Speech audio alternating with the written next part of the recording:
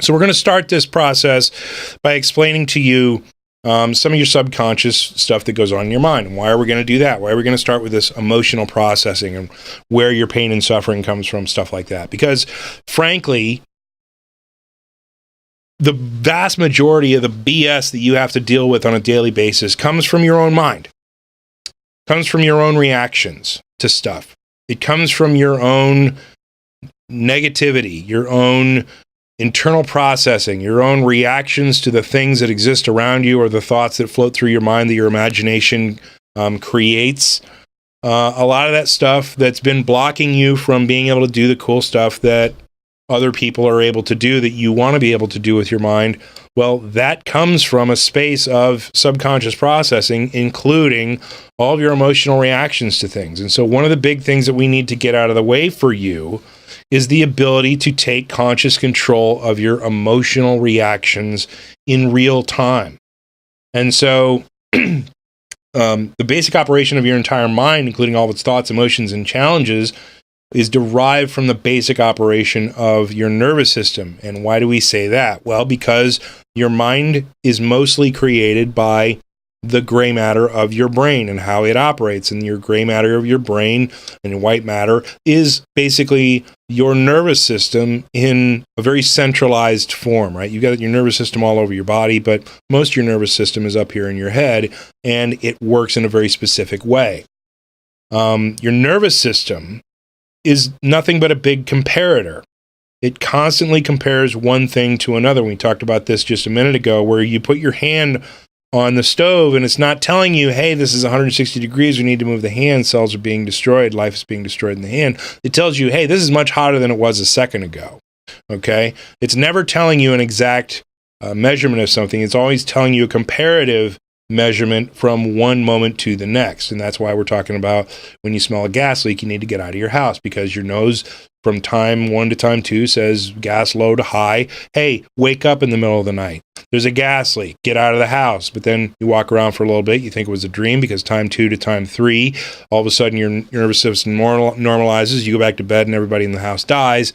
Well, that's because your nervous system's a big comparator. It's always comparing one thing to another. And if time 2 to time 3 doesn't have any change, the gas is high to gas is high, it's going to stop telling you that there's a gas leak in the house when it told you the first time, dummy. So when we're talking about the nervous system, we're talking about a big comparator. Well, your nervous system also creates all your emotions, right? Creates sadness and anger and fear and worry, regret, etc. All of your emotional processing that comes from your subconscious mind comes because of this comparator system within your nervous system, right? This functionality within your nervous system. And so the two things that your nervous system creates 100% of your emotional responses in your life come down to two variables.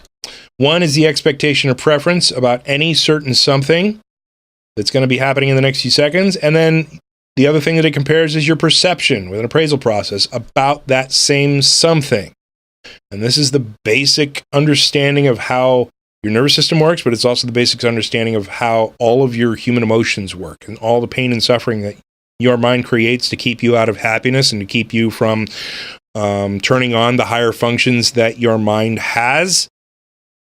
That's these two things being compared all the time, 24 hours a day, 365 days a year. Okay? Now, this is called your equation of emotion. Your equation of emotion can be expressed thusly. Expectation and or preference as compared to your perception equals an emotional reaction. Okay? Every emotion you have ever experienced in life and every emotion you will ever experience in life is governed by this one simple equation. You can never, ever break it. In basics, it works like this.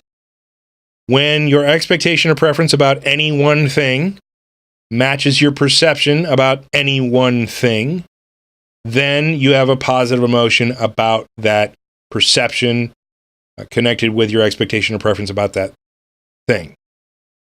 If your expectation or preference is different than your perception about any one thing, then you have a negative emotion about whatever it is that's passing through your mind at that moment or passing through your perception at that moment. Okay? Let's look at a couple of examples. Your expectation or preference is on a camping trip that maybe a bear doesn't enter your tent. And then all of a sudden, a perception of a bear entering your tent comes into your awareness. Well, you have a little bit of a freak out. Why do you have the freak out? Well, because your expectation or preference that your life be safe and in a safe situation where a bear's not there is in imbalance when a bear actually starts to walk into your tent. And so your nervous system then says, hey, there's a big imbalance here. There's something not quite right here. There's something amiss. And the appropriate reaction for this situation is fear. And there's special rules about the individual emotions that we'll talk about later. You don't need to know that stuff right now. We're just talking about the 50,000-foot view that you need to understand the big tool at the end of this episode, which is going to be awesome, by the way. So in the event that your expectation or preference does match your perception, let's say you have a favorite team that you want them to win the big game, and all of a sudden your perception is they did win the big game, then your emotional reaction is one of happiness or something on the positive scale, right? And this is true for every individual thing that you will ever do in your life or every individual thought that you have. If you have an expectation or preference that that new tech gadget is going to be awesome and you bring it home and it is awesome, then you have a positive emotion about that tech gadget. If you want it to be awesome and all of a sudden it sucks or it doesn't work coming out of the box or doesn't do what you thought it did, then you have a negative emotion about that thing and you wind up taking it back to the store. If your relationship is going well and your expectation or preference about your relationship matches your perception about your relationship, you are happy about your relationship. If your expectation or preference about your relationship does not match your perception about your relationship, then you have negative emotional responses about that relationship. And it doesn't have to be the relationship en masse. It could be something like, oh, everything's awesome except she leaves the toothpaste cap off the toothpaste or whatever it is, right? It could be one little thing, and it's always the little things that pile up and the things that you're always perceiving that are horrible that then starts to taint the relationship en masse. Like, oh my God, he farts in his sleep or whatever it is. The one thing that doesn't match your expectation or preference and is compared to your perception, then those things are the ones that stick out in your mind to say, oh, this is the part of the relationship that sucks.